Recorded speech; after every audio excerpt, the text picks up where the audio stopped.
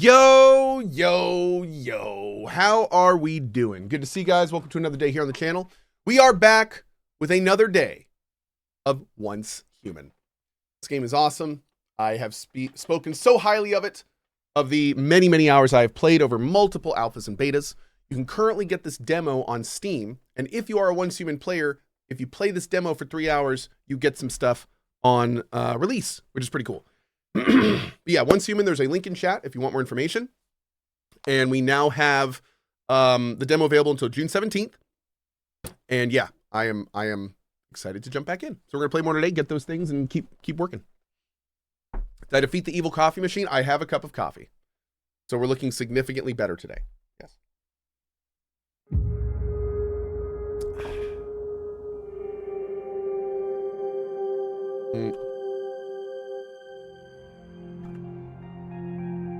One second, guys.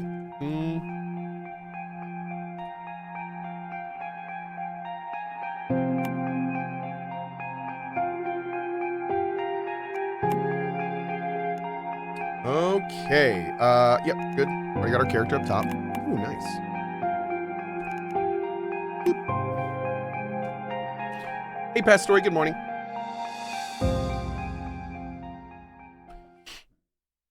It's a little weird streaming when my family isn't here because like I get on and I start the stream and the first words I say are the first things I've said today.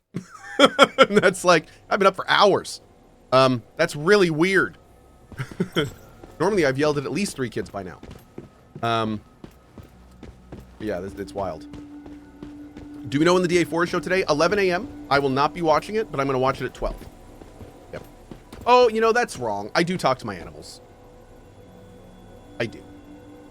I'm not gonna lie to you. I do. I talk to my animals. So that's true. I just didn't do too much this morning. You made it.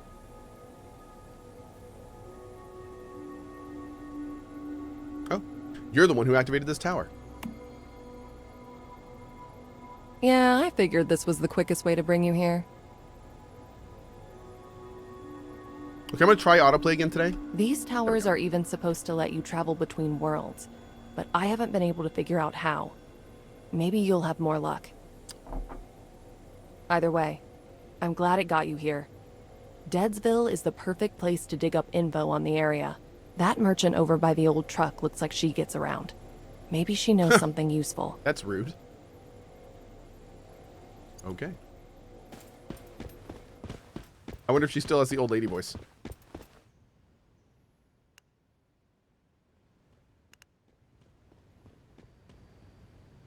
Your goods are pretty unusual.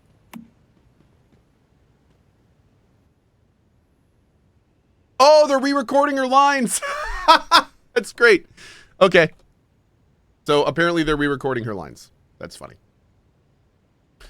It's kind of interesting because in the very first alpha, this was one of the first NPCs you talked to, and she had this. It was actually pretty well voice acted, but the voice didn't really fit the character. It was good voice acting, but it just wasn't quite there. And I remember making comments on it and going, I wonder if they're ever going to change this. And now, sure enough, here we are. It looks like they're re-recording the lines because we don't have them, so it's kind of fun. Does the progress carry over to 1.0? No, the progress does not carry over into 1.0. There are certain things you can do that give you like cosmetics and stuff that will start with your 1.0. So if you click on the link in the pin command, you'll see in there that you're going to be getting a bunch of stuff in 1.0 because everyone's like, they're doing a big sign up push thing. That's unlocking a bunch of stuff for everyone. And then on top of that, they've been doing promotions. Like if you logged into the alpha and accomplished a bunch of goals, you would get some cosmetics. And now just recently they made it so if you play this demo for 3 hours, then on live, you'll get some cosmetics. You don't get anything that's going to make you stronger. This game is actually very big about no pay to win. And if they do give you items, they give them to everyone. So no one gets out. But yeah, that's generally how that works. Cambina says, so FOMO stuff? Yes. This is, keep in mind, this is a free-to-play game. It is a free-to-play game that will have monetization. So, cosmetics, stuff like that is exactly the kind of stuff you're going to see in this game. What they've promised is what we won't see. And what we won't see is pay to win. But you will see other forms of monetization. They even said they might put in a battle pass. They don't want to, but they might. You know, they're trying to be very transparent about that. So, yeah, that's how it works right now. But no, it's weird because I feel like the whole conversation about FOMO, monetization, free to play, pay to win, it's going to be big with this game. And that's okay.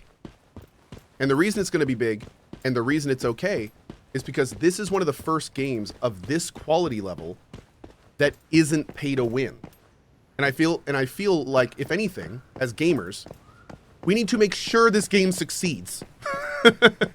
Because we need to show the people that are making games just to make money that making games without pay to win is a viable thing to do. You will make money and you will have nice yachts if you make a game that doesn't have that kind of stuff in it. So I really do hope that, like, not only that it stays this way forever, but that you know, that this is something that is talked about regularly, and that it is something that, you know, streamers like me are not afraid to mention frequently and be like, yeah, you know, let's talk about it. Let's not hide it. Let's not obfuscate it. Let's be transparent and go from there. So yeah. President says, Cohh, but Warframe though. Warframe's pay to win. Yeah. Warframe is arguably absolutely pay to win. And arguably any pay to progress mechanics are.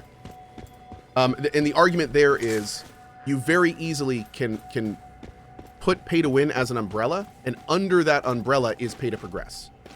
Pay to progress and pay to win are not opposite. They're different forms of the same thing.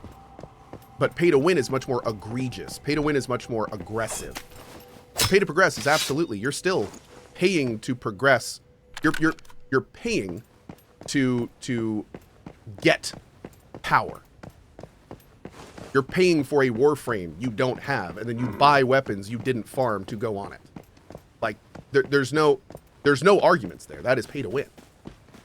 You're not fighting other people with it, but I mean, that is literally what pay to win is. Now what's funny, and we'll just talk about this real quick, because I think it's important that everyone gets on the same page in this discussion, because this game we're going to be talking about a lot. It is important to mention that it is a discussion, and that, like, I think what we need to do is just realize that this discussion is one that hasn't been going on for like a decade, and now we're to the point where no one's really on the same page. And just like AI, people hear pay to win and immediately go, oh, bad. But it's like, no, we kind of need to really talk about this as a gaming community. We need to identify what we like and don't like. We need to encourage the devs that do what we like. And more importantly, don't encourage the ones we don't. So it's that kind of thing. Yeah. But nah, man, I really like the direction these guys are taking. And it's solid. Not the real Dev Dan says disagree.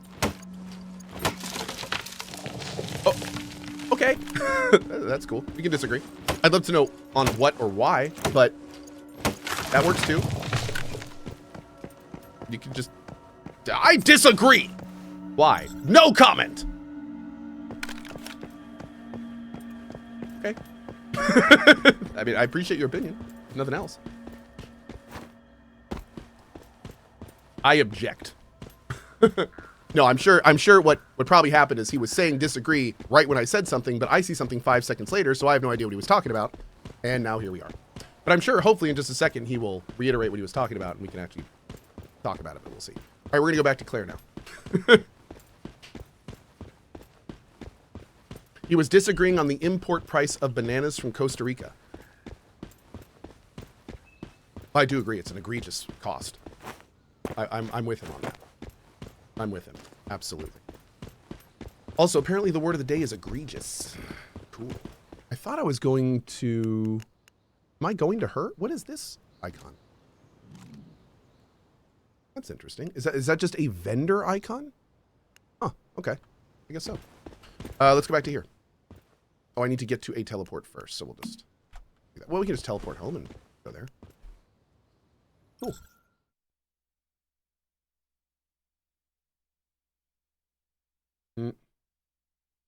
As someone who's played many hours of Warframe in the past, I believe you're wrong about it being pay to progress. More so pay to speed up.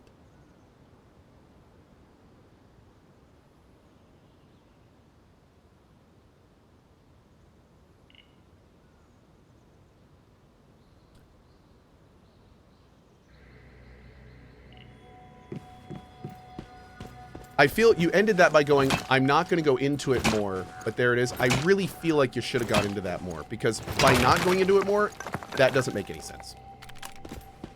I feel like that needs a bit more explanation. Pay to progress does not mean you literally have to pay to progress. It means it is an option to progress. Did I confuse that? I'm sorry if I was not clear on that. Yeah.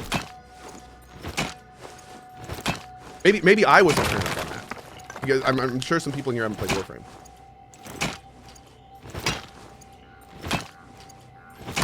But last thing I'll say on it, because I don't really want to spend this game talking about other games, but it's more about the discussion in general. The thing, and I think what we're talking about right now in chat is a perfect example of why this needs to be much clearer, because like we're not even agreeing on like the same definitions. You know what I mean? Which is weird. The point I was making, pay to progress means pay to progress faster. That's the point. The idea is you could, in Warframe, go to a level, farm it 20 times for a component, go to another level, farm it 20 times for a component, go to another level, farm it 20 times for a component, go to your thing, use other resources to then craft it, wait 6 hours, and get a piece. You could do that. Or you could buy it with money. The idea there is if you argue that playing the game is winning, you are paying to win, because you progressed past the whole game. You didn't play the game. You just paid to win. You paid for the reward. You bought the prize. You paid to win.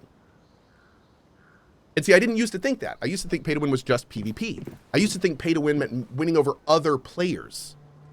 So I would say, no, Warframe isn't pay to win. It's pay to progress. It's not pay to win. But over time, I realized that's wrong. That's not right. That's not like, instead of thinking of them side by side, you have to think of them on top of each other. And pay to win is just the umbrella. And that's just a form of what that is. So that's again, and last thing I'm going to say about it, all of this comes back to why it's so important that stuff like this is here, because now like we're getting more options in this field where we can actually have these discussions and be like, no, that game's doing it that way. This game's doing it this way. Like now we have another thing to talk about and point at and be like, look at this one. And that's a big deal. So that's cool. And done. All right. We're done talking about that. Cool. I am sorry to talk about this so much, but I just find it, the whole discussion is fascinating to me. So that's why I keep coming back to it. I know a lot of you are very tired of the conversation, but I feel like every time we have it, something new comes up or something says something interesting and it just keeps moving forward, which is why I keep returning to it. Okay. Butterflies in the back. We have to talk to clear the trader. We got here, so now we can warp over here. Let's do it.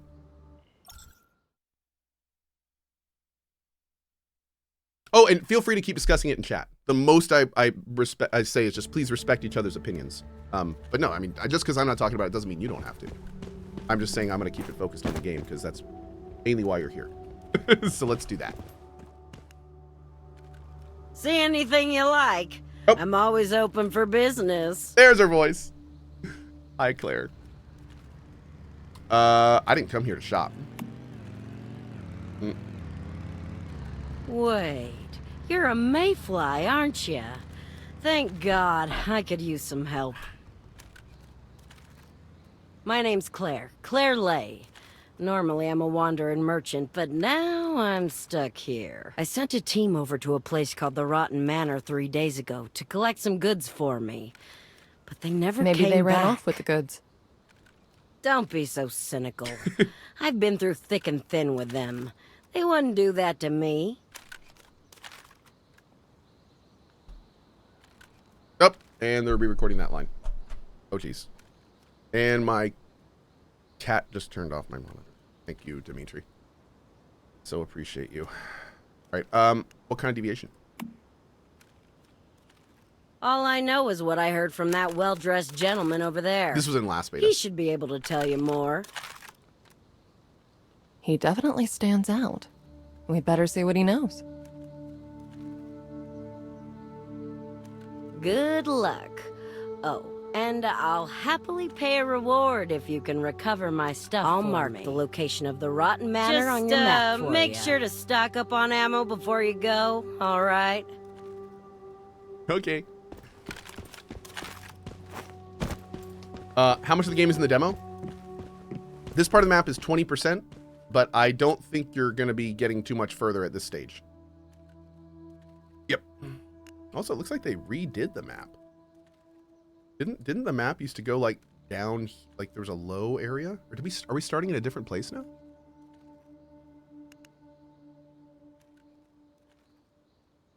Huh. Iron River is unlocked. Lots of the map has been retouched. Yeah, man. I remember fighting like this and then going down and to the left. And like that's completely different now. There is no more down to the left. It seems like there's much more of a up progression now. Cool. Hey, downtown. And know the place for the first time, through the unknown, unremembered gate. Are you rehearsing for something? Ah, a mayfly, and one who seems to be brimming with potential. A pleasure to make your acquaintance. Do you know about a deviation affecting this area? You've come to the right man. I am Samuel Lowe, a humble scholar specializing in the fascinating phenomena we call deviations. Quick note for some people that are maybe seeing this for the first time. All these characters had full animation, voice acting, and dialogue. However, they are currently not only changing the dialogue, but they're also re-recording lines. So they are not animating the faces right now because they're finalizing all of the other stuff. So I think they've realized there's no point animating yet because none of that other stuff's done. So they did say all that'll be done for the 1.0, but yeah, they're still working on it currently. If you're wondering why it looks like that. And as for you, you seek keys with which to unlock the Dark Tower, don't you? But I'd be wary of what else you might open Who are the voice up. actors? I have no Do idea. you always speak in riddles like this? I was merely setting the mood. So basically a full rework. Yeah, this game has been, the main story has been reworked multiple times since I've played it. It is in a very exposed state right now because they're working on it, but the progression and the content is definitely the best that it has been. At the very first alpha, it was like all over the place. Like they were throwing concepts and ideas at you, but not explaining them. The progression didn't really make a lot of sense. It was very, very beta and alpha. And then the next one, it got significantly better. And now this one, you start to see it like finalizing. So at this point, like if it was all animated and dialogue was typed out and voice acted, I feel like it'd be pretty much done, but I'm not entirely sure. They may still be working on that as well. Now, you're interested in the deviation Miv. inside that monolith, aren't you? But as I said, that tower is locked up tight, and its keys are rift anchors, Rift scattered anchors? across the Dayton Those things are made by wetlands. Rosetta, aren't they?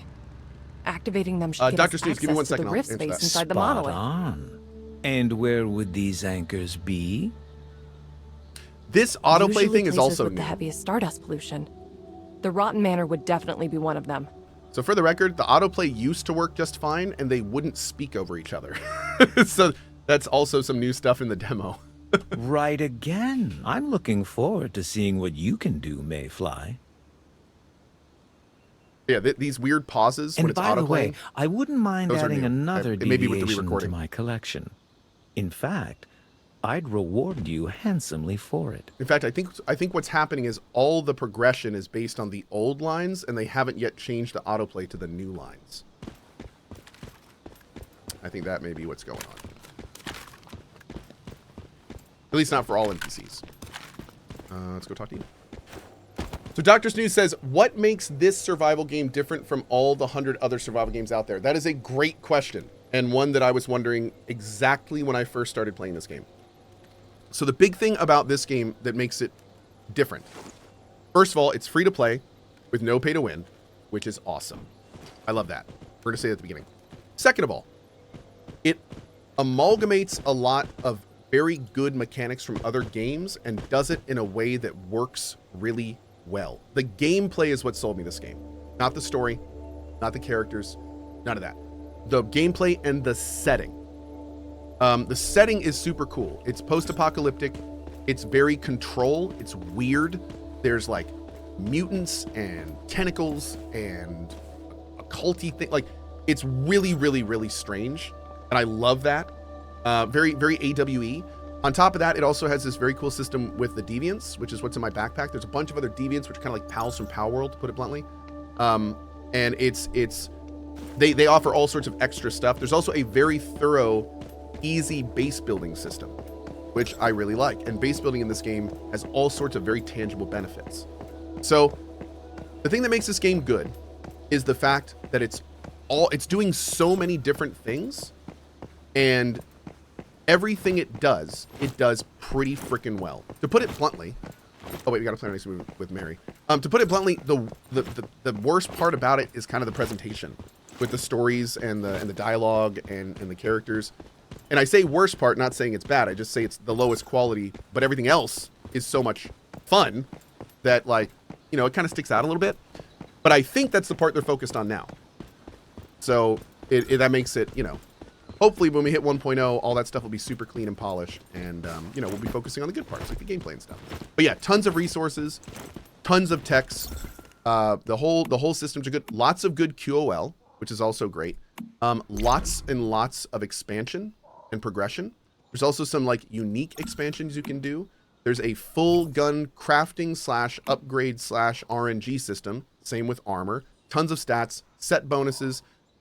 It's just doing a huge amount of stuff. PvE and PvP. Full clan PvP. Random world events.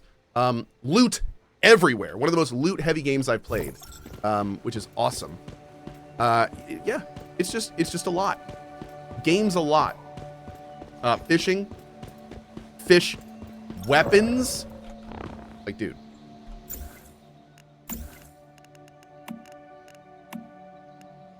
Frozen tilapia melee weapon.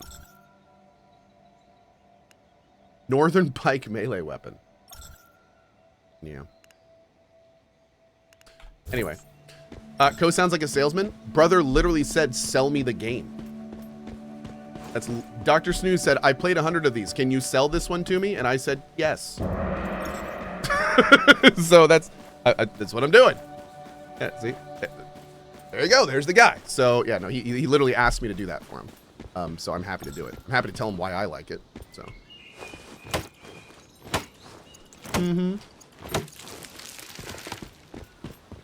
I also like how somebody said you're selling the game. Bruh, it's free to play. Like, I literally can't sell it to you. I can't. There's nothing I can sell you. In fact, you know what? Not only will I sell you this game, I'll give you a free copy of Path of Exile and Warframe with it.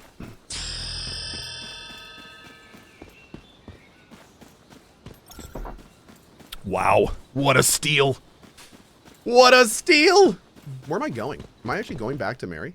What? What? Mary? Where am I going? Oh, I see. It's leading me to the road, and then that's going to lead me back to Mary. Okay, cool. I gotcha. So wait, if I go down... That means if I go straight south, it should snap in front of me here in a minute. Let's double check that real quick. Didn't I have a compass on? Oh, there it is, top right. Where does the monetization come in with the free-to-play? Mostly cosmetic shops. Yep, there's cosmetic shops. So it has like a full store. I don't know if it's here. I think you have to go in. This is like the season thing. This is all free. Oh, I don't know if the store's... Actually, you know what? I don't know if the store's in the demo. But yeah, mostly it's just like cosmetics. It's cosmetics. It's home decorations. It's skins for your bikes. It's emotes. Stuff like that. Yeah. If you unlock the garage, you could show off one of the premium skins. I don't think I have yet, but I will look at that.